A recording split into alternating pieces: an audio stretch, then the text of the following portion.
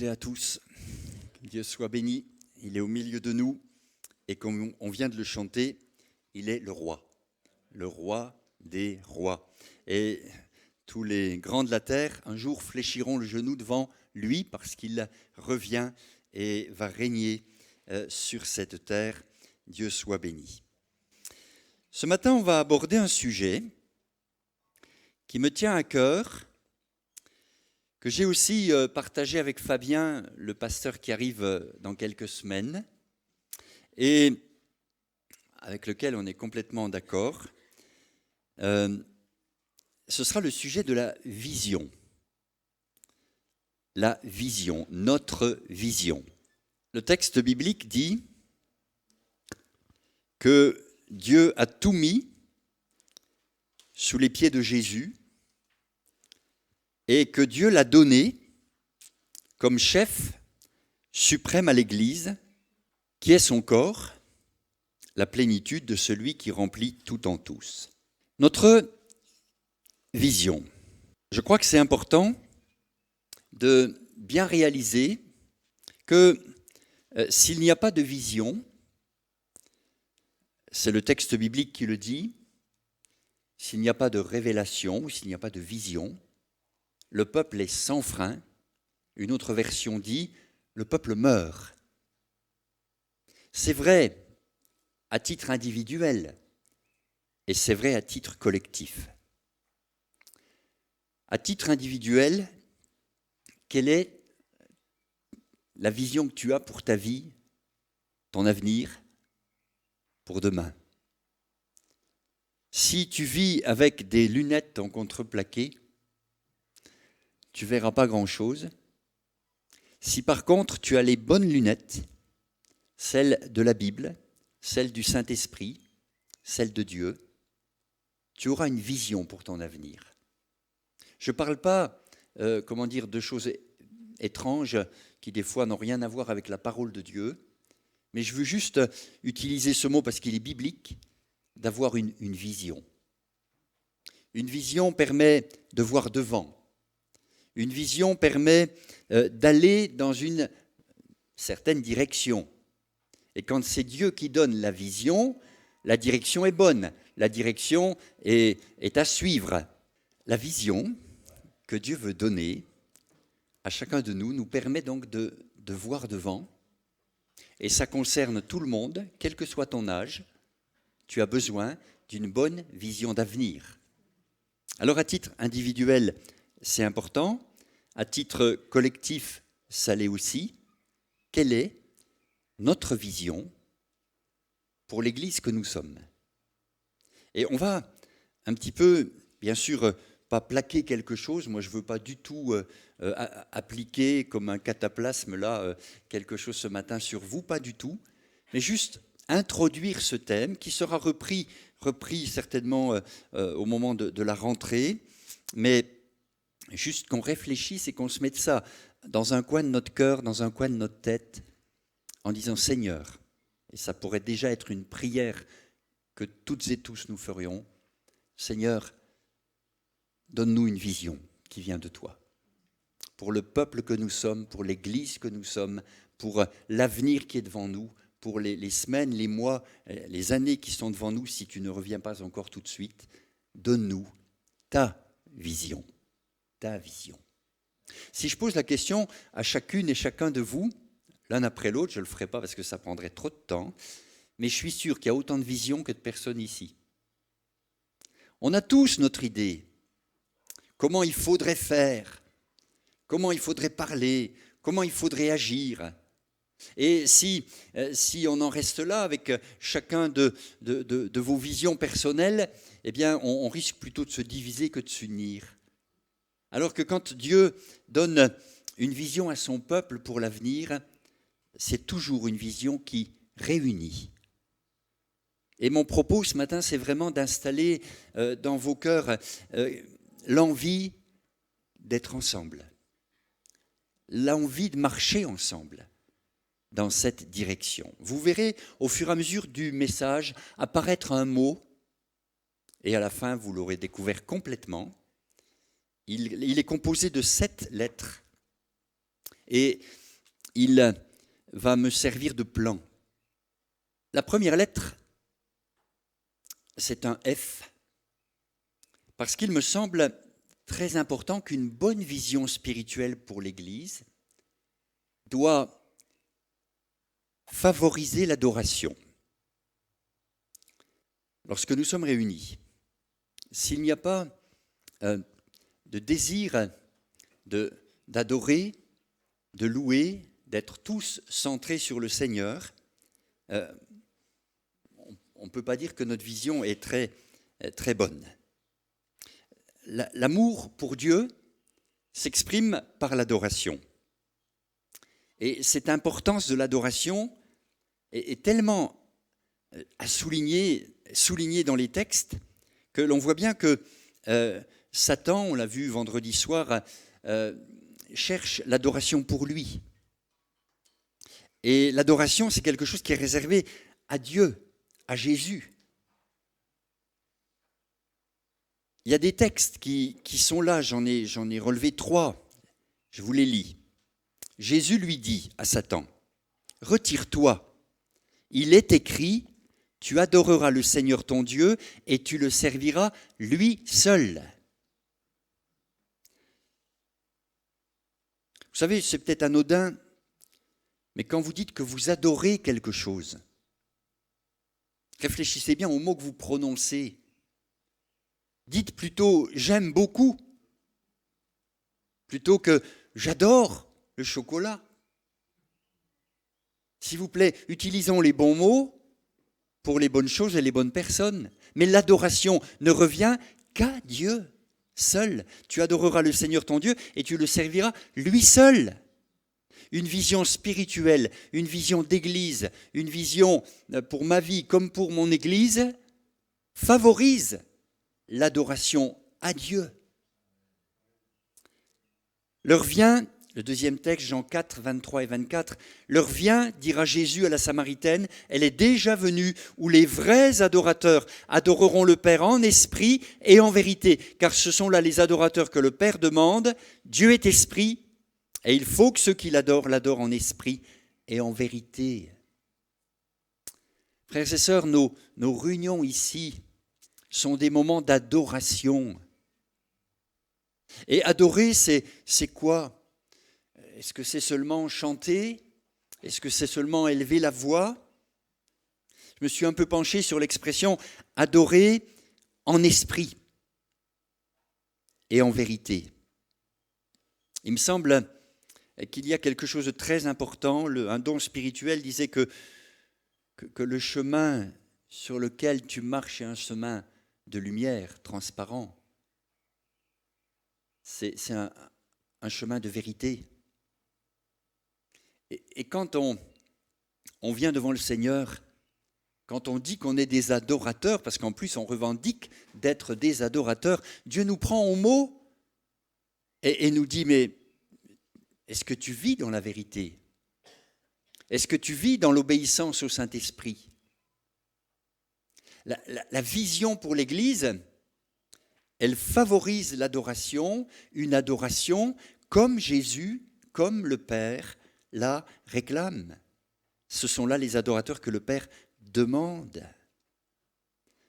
Et un texte qui a été lu, ou dans la même pensée de celui qui a été lu dans l'Apocalypse, dit « Après cela, je regardais, voici, il y avait une grande foule que personne ne pouvait compter, et ils criaient d'une voix forte, le salut est à notre Dieu qui est assis sur le trône et à l'agneau. Et tous ces anges se tenaient autour du trône et des vieillards et des 4 êtres vivants. Ils se prosternèrent sur leur face devant le trône et ils adorèrent Dieu en disant « Amen ». La louange, la gloire, la sagesse, l'action de grâce, l'honneur, la puissance, la force sont à notre Dieu au siècle des siècles. Commencez à apprendre à adorer maintenant, parce que vous adorerez dans l'éternité. Quand nous serons de l'autre côté, nous serons pleinement dans l'adoration. Apprenons à adorer. Une vision qui ne favorise pas l'adoration passe à côté de ce pourquoi elle est donnée. Quand Dieu donne une vision, c'est une vision de sa personne, une vision de sa gloire, une vision de ce qu'il a fait, de ce qu'il est. Et ça ça fait monter en moi de la louange, de l'adoration. Vous savez, notre motivation, c'est de glorifier Dieu, quelles que soient les circonstances. On ne glorifie pas un homme, on ne glorifie pas un pasteur, on ne glorifie pas un frère, une sœur qui a un talent extraordinaire. On glorifie Dieu, et Dieu seul. Et quelles que soient les circonstances, que la semaine ait été bonne ou moins bonne, on glorifie le Seigneur. Vous savez, il y a bien des exemples dans l'Écriture qui montrent que les premiers chrétiens avaient compris que l'adoration ne dépendait pas des circonstances. Les circonstances peuvent être difficiles, Dieu n'a pas changé. Tu peux toujours l'adorer pour qui il est. Il est toujours le Dieu digne d'adoration. Une vision biblique, une vision pour nous, le peuple de Dieu, je crois, doit favoriser l'adoration. Je vous laisse réfléchir sur ce premier sujet. Je ne me présente pas comme un spécialiste de l'adoration, mais j'ai vécu quelquefois des moments d'adoration, et certainement que je ne suis pas le seul, où l'Esprit te saisit et saisit tout le monde. Et comme un élan spirituel, tous les cœurs se tournent vers Dieu et chantent et adorent. Ça peut être en français, ça peut être en langue, mais c'est des moments bénis. Favoriser l'adoration. Et quand un nouveau rentrera au milieu de nous et trouvera un peuple en train d'adorer Dieu, laissez l'Esprit s'occuper de lui, vous verrez, une belle œuvre se fera. Favorisons l'adoration. Nous sommes des adorateurs et Dieu demande notre adoration.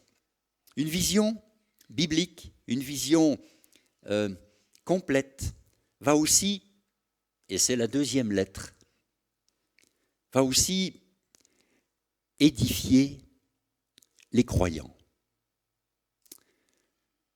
Toute vision, pour nous l'Église, devrait contribuer à édifier chacun des membres de l'Église. Regardez ce que dit Acte 9, 31. L'Église était en paix dans toute la Judée, la Galilée, la Samarie. Elle s'édifiait. Elle marchait dans la crainte du Seigneur. Et elle s'accroissait par l'assistance du Saint-Esprit. Romains 14, verset 19. Ainsi donc, recherchons ce qui contribue à la paix et à l'édification. 1 Thessaloniciens 5, 11. C'est pourquoi exhortez-vous réciproquement et édifiez-vous les uns les autres comme en réalité vous le faites. Édifiez les croyants. Tu ne dois pas rester un bébé spirituel. Les messages que nous donnons ne sont pas infantilisants, mais responsabilisants. Tu dois devenir un homme, une femme adulte, mature dans la foi. Édifier les croyants. Les temps sont difficiles et deviendront de plus en plus difficiles. Et on a besoin d'être plus en plus fort, non? Édifier les croyants. Alors je me dis qu'on aurait peut-être des progrès à faire dans ce domaine. Je suis en train de terminer l'instruction de baptême avec ceux qui vont prendre le baptême dans 15 jours.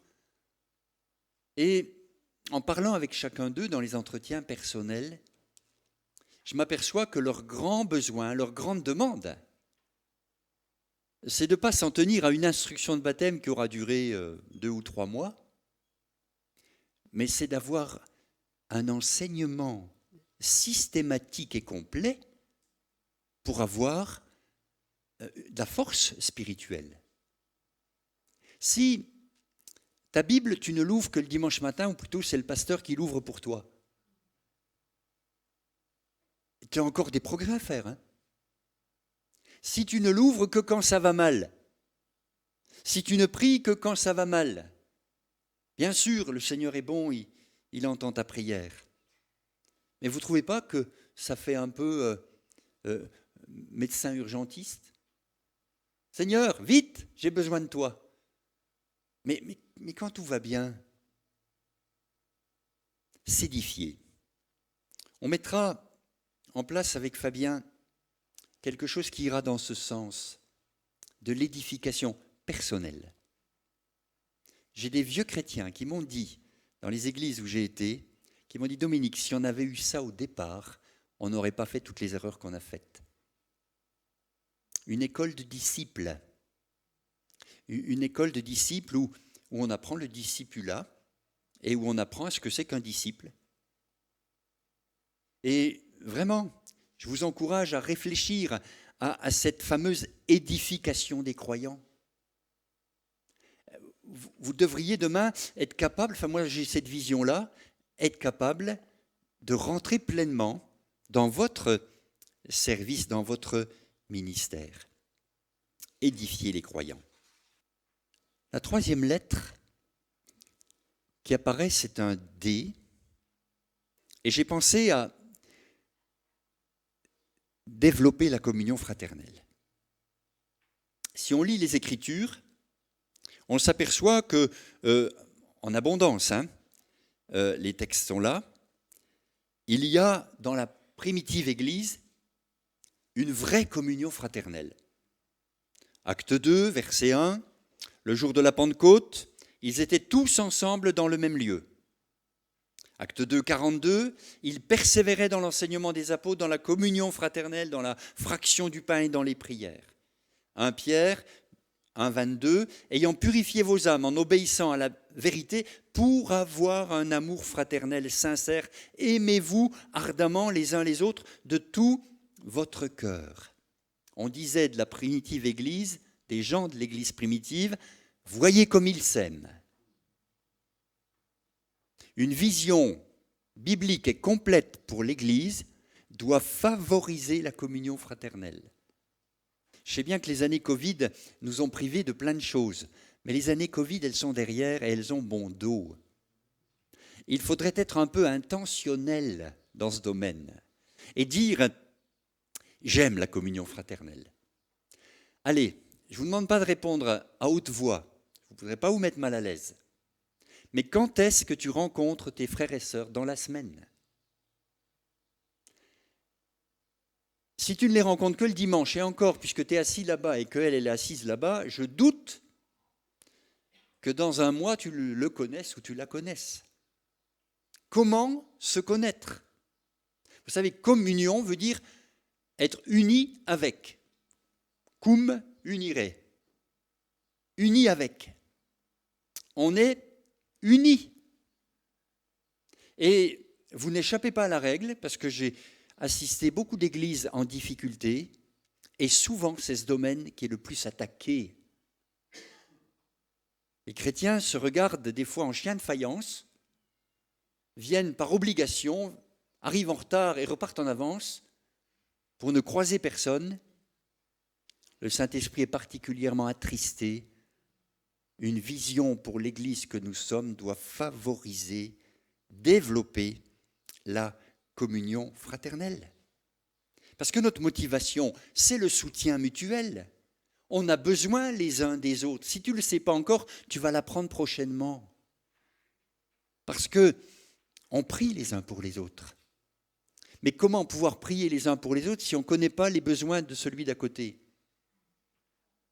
La communion fraternelle. Moi, je lis qu'ils étaient tous ensemble dans le même lieu, qu'ils faisaient ça tous les jours, qui s'édifiaient et qu'ainsi ils obéissaient à la vérité avec un amour fraternel sincère. Ils s'aimaient ardemment. C'est un terme qui chez les pompiers, quoi. C'est quand ça brûle. Un amour brûlant. Vous savez, il y a 2 paramètres dans ce texte. Être ensemble malgré les tensions et les incompréhensions, et s'aimer d'un amour ardent et sincère. Je ne connais pas de groupe humain constitué qui n'ait pas de tension. Dans l'entreprise, est-ce que c'est le long fleuve tranquille ? Dans les associations, est-ce que tout va bien tout le temps ? Et dans l'Église, vous pensez qu'en mettant des gens aussi différents les uns des autres, d'arrière-plan différents, ça va se passer comme ça miraculeusement ? Non.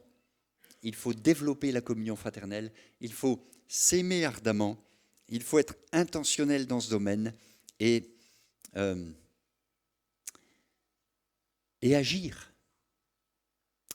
Je vais dire quelque chose aux Savoyards.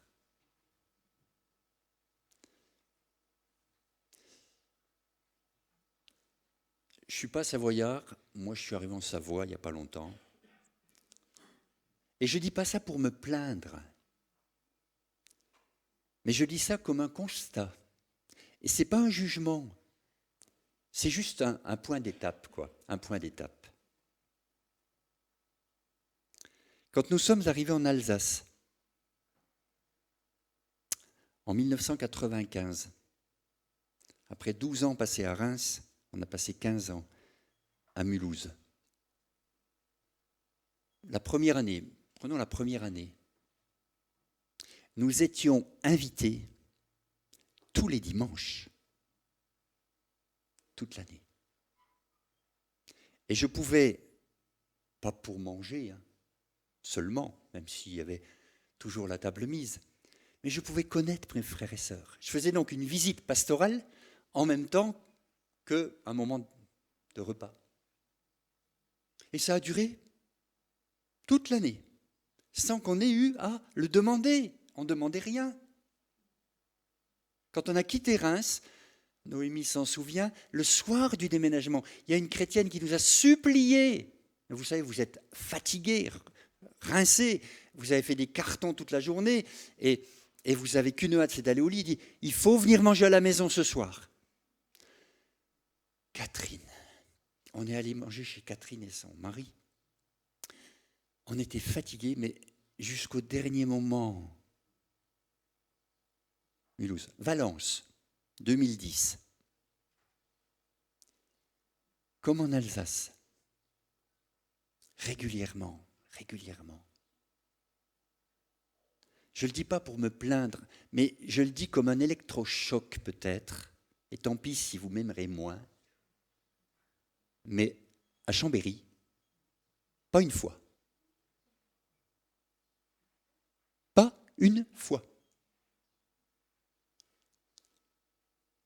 Alors, tant pis, moi j'assume mes propos, mais quand je parle de développer la communion fraternelle, je me dis, il y a du boulot.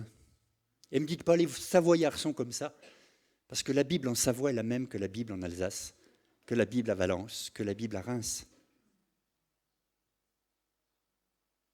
Et se ranger derrière les Savoyards sont comme ça.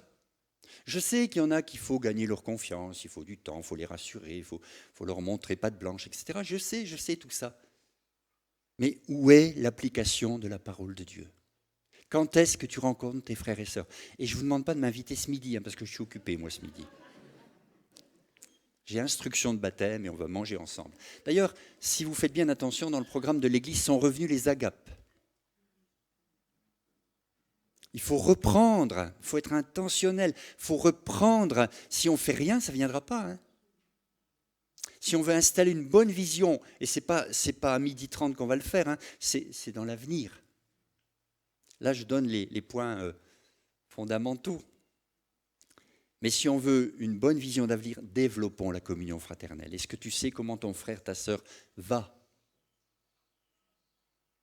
Comment il se porte ? Quels sont ses besoins ? Seigneur, pardonne-nous. Pardonne-nous.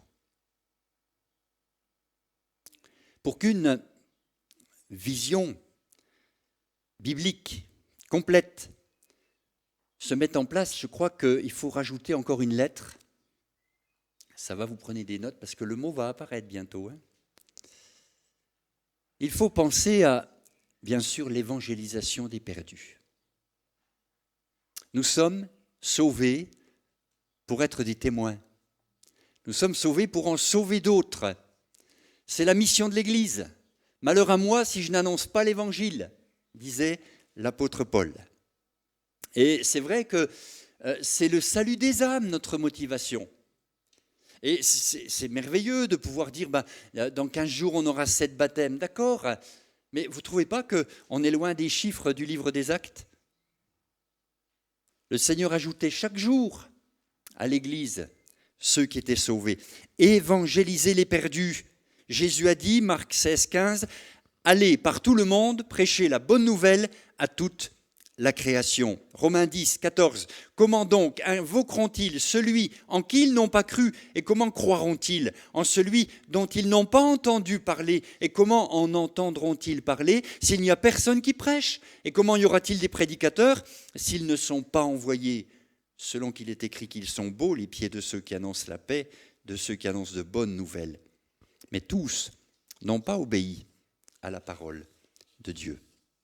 1 Corinthiens 9, 16, « Si j'annonce l'évangile, ce n'est pas pour moi un sujet de gloire. La nécessité m'en est imposée. Malheur à moi si je n'annonce pas l'évangile. » Évangéliser les perdus. Alors, évangéliser les perdus, ce n'est pas seulement la réunion d'évangélisation classique qu'on avait dans le passé le dimanche après-midi. Non, évangéliser les perdus, c'est être des témoins. Savoir témoigner, savoir écouter celui à qui on s'adresse, comprendre où il en est pour pouvoir placer une parole à propos. Tout ça, ça s'apprend aussi à l'écoute de Dieu et de son esprit. Mais une vision d'église, elle comprend cette partie importante de l'évangélisation des perdus. Dieu n'a pas changé, il veut toujours ajouter à l'église des âmes. Moi, je le crois. Et il va le faire, mais pas sans nous, avec nous. Ça va, vous êtes encore avec moi? J'en dis des choses, hein. Vous ne pouvez pas me couper mon salaire, je suis bénévole. On continue? La lettre R, pour la phrase la suivante, rendre possible le service du plus grand nombre. C'est évident que dans l'Église, chacune a un talent, a reçu quelque chose et a une place qui l'attend dans le service. On termine les instructions de baptême et je demande à chacun des candidats quelle est ta place dans l'Église après ton baptême. À quoi le Seigneur t'appelle? Et on en parle. Mais chacun, la Bible le dit, a reçu un don, un talent. Et chacun est appelé à le mettre au service des autres. Et nous, les pasteurs, nous sommes là, non pas pour tout faire, mais pour rendre possible le service du plus grand nombre. C'est important, sinon les responsables s'épuisent. Et puis, je crois vous l'avoir déjà dit, les statistiques sont terribles. Sur 100 personnes, il y en a 20 qui font tourner la maison. 80 consomment, 20 agissent. Alors, rendre possible le service du plus grand nombre. Acte 6, verset 3, quand ils étaient débordés de travail, les apôtres. Frères, choisissez parmi vous 7 hommes de qui l'on rende un bon témoignage, qui soit plein d'Esprit Saint et de sagesse, et que nous chargerons de cet emploi. Et servir aux tables a été délégué, et c'était les diacres, les diaconesses, et il y avait du travail démultiplié.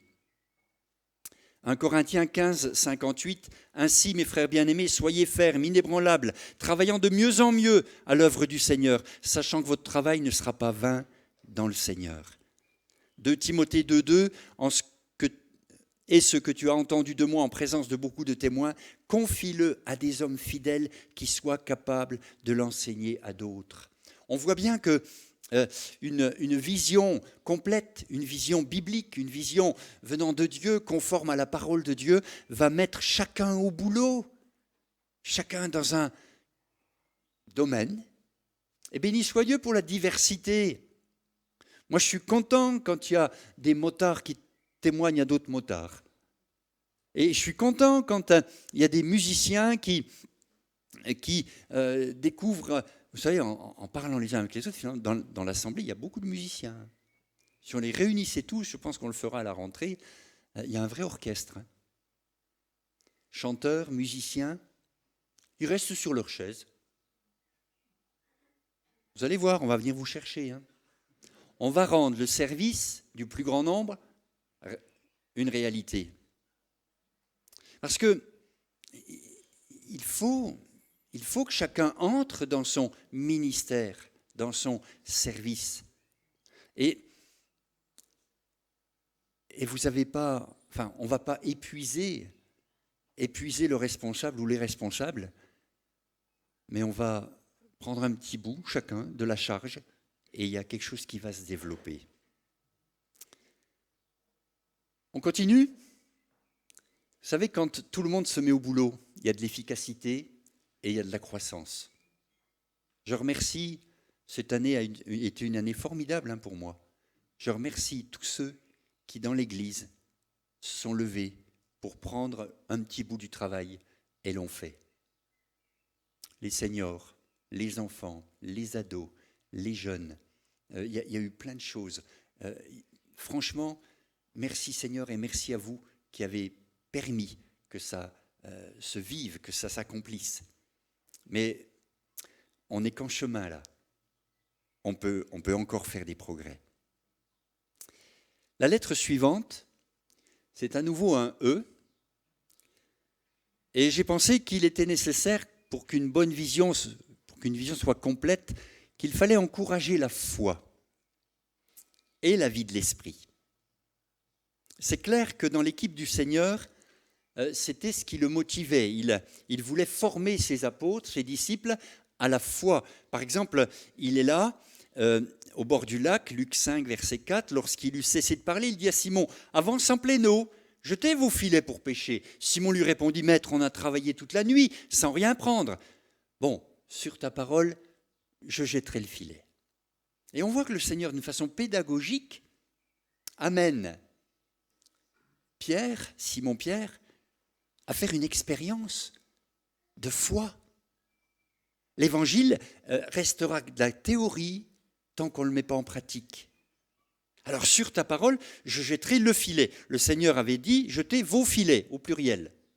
Il n'en jette qu'un. Le texte dit après, le filet se rompait. T'en aurais jeté 2, 3, 4. T'en aurais attrapé plus, mais enfin, c'est déjà bien, t'en as acheté un. Mais voyez, l'éducation de la foi.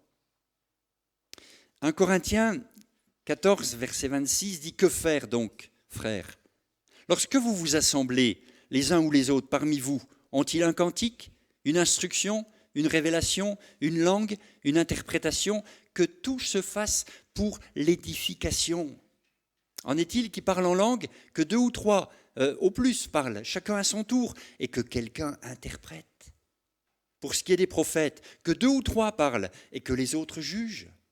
Et si un autre qui est assis a une révélation, que le premier se taise. Vous pouvez tous prophétiser successivement, afin que tous soient instruits.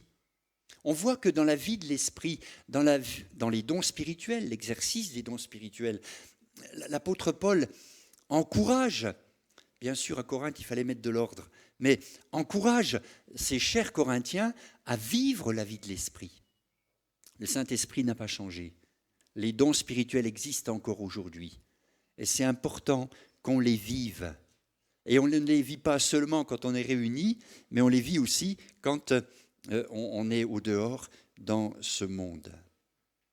Éphésiens 5, 18 dit « Ne vous enivrez pas de vin, c'est de la débauche, soyez au contraire remplis de l'esprit. Entretenez-vous par des psaumes, des hymnes, des cantiques spirituels, chantant, célébrant de tout votre cœur les louanges du Seigneur. Encouragez la foi et la vie de l'esprit. » Vous savez, il y a des miracles à la clé. Ce n'est pas qu'on recherche le miracle pour le miracle, mais on recherche les miracles qui glorifient Dieu. Et quand la foi est agissante, quand l'esprit peut librement agir, moi je peux vous dire qu'il y a des miracles forcément. Forcément. Mais pour glorifier Dieu, pas pour se mettre en avant. Encourager la foi et la vie de l'esprit. Et puis enfin, pour terminer, parce que c'est un verbe, mon mot, je termine par la dernière lettre, un R. J'ai pensé à rester éveillés, parce que, et on le voit tous les vendredis soirs depuis quelques semaines, Jésus revient bientôt. Luc 21, veillez donc et priez. On l'a entendu ce matin, veillez, priez, en tout temps, afin que vous ayez la force d'échapper à toutes ces choses qui arriveront et de paraître debout devant le Fils de l'homme. Acte 20, 31. Veillez donc, vous souvenant que durant 3 années, et je n'ai cessé nuit et jour d'exhorter avec larmes chacun de vous. 1 Pierre 5, 8. Soyez sobres, veillez, votre adversaire le diable rôde comme un lion rugissant, cherchant qui il dévorera ou qui se laissera dévorer. Moi, je ne veux pas me laisser dévorer, je veux veiller. Restez éveillés. Jésus est à la porte. On vit, et on le voit dans l'étude biblique sur les temps de la fin, on vit une période unique dans l'histoire de l'humanité. On approche d'un moment crucial qui s'appelle l'enlèvement de l'Église. On est texte à l'appui devant des certitudes conformes à la parole de Dieu. Et ça doit nous réveiller si on s'était endormi. Et si on est éveillé, restez éveillé pour que lorsque le Seigneur reviendra, eh bien nous puissions partir avec lui. Restez éveillés. Le retour du Seigneur, vous l'aimez? Le retour du Seigneur, vous l'attendez? Maranatha, tous ceux qui aiment l'avènement de Jésus. Ça doit s'entretenir, ça aussi. Dans une vision complète, il y a ça aussi. Alors, résumons. Favoriser l'adoration, édifier les croyants, développer la communion fraternelle, évangéliser les perdus, rendre possible le service du plus grand nombre, encourager la foi et la vie de l'esprit, et puis rester éveillé, fait apparaître un mot en acrostiche, fédérer. Une vision fédère, une vision unie. Une vision biblique basée sur les textes cités va nous réunir. Je vais le dire comme ça, sans vous manquer de respect, mais les petites visions personnelles de ceux qui veulent être calife à la place du calife, pasteur à la place du pasteur, qui savent tout mieux que le pasteur, gardez-les. C'est pas de celle-là dont on a besoin. La vision, c'est celle qui unit, c'est celle qui fédère. On va s'unir sur la parole de Dieu, on va s'unir sur ces domaines tellement importants dans la parole de Dieu, et ça va nous fédérer. Et quand on est uni, on est fort. Quand on est fédéré, on est plus fort que tout seul.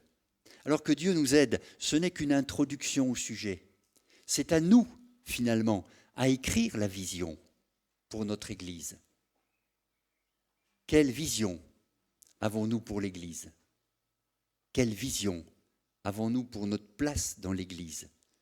Quelle vision le Seigneur veut nous donner pour que cette Église puisse le glorifier? Amen. Je pose beaucoup de questions ce matin, mais je crois qu'on peut réfléchir à tout ça. Et bien sûr, prier le Seigneur, on le fait maintenant.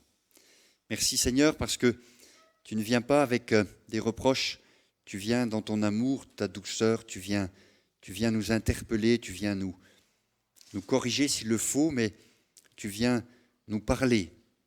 Seigneur, je veux confesser devant mes frères et sœurs, devant toi aussi, qu'on a besoin de cette vision. On a besoin de cette vision qui va nous réunir, qui va nous rendre forts, qui va nous rendre efficaces, qui va faire que le temple de Dieu sera rempli, le corps de Christ sera nombreux. Seigneur, merci. Merci pour ceux que tu ajoutes à l'Église. Donne-nous, Seigneur, de vraiment travailler sur ce sujet, de le méditer, de le repasser dans nos cœurs, de prier pour ça. Bénis déjà, Seigneur, la rentrée. Seigneur, en septembre, bénis la venue de Fabien et Sarah. Merci de bénir, Seigneur, l'équipe que nous ferons avec Philippe et Fabien et moi. Merci de bénir chaque responsable d'activité. Merci, Seigneur, de nous permettre d'écrire ensemble, Seigneur, ce que tu mettras sur notre cœur et qui portera du fruit. Délivre-nous de nos visions personnelles. Délivre-nous de notre égoïsme. Délivre-nous de nos pensées charnelles et mets dans nos cœurs ta pensée, la pensée du Saint-Esprit, au nom de Jésus. Amen. Amen.